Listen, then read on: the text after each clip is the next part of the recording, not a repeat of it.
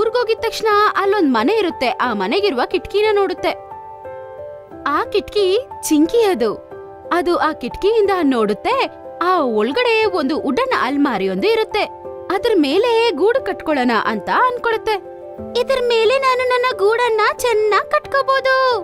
ಇವತ್ತು ರಾತ್ರಿ ಆ ಮಗು ಮಲ್ಕೊಂಡಿದ ತಕ್ಷಣ ನನ್ನ ಗೂಡು ಕಟ್ಟೋದು ಪ್ರಾರಂಭಿಸ್ತೀನಿ ಹಂಗಂತೇಳಿ ನೀಲು ಅಲ್ಲಿಂದ ಹೋಗ್ಬಿಡುತ್ತೆ.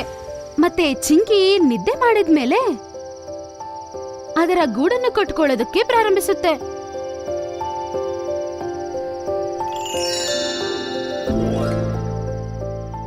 ಮಾರನೇ ದಿನ ಬೆಳಗ್ಗೆ ಚಿಂಕಿ ಎದ್ದು ನೋಡ್ತಾಳೆ.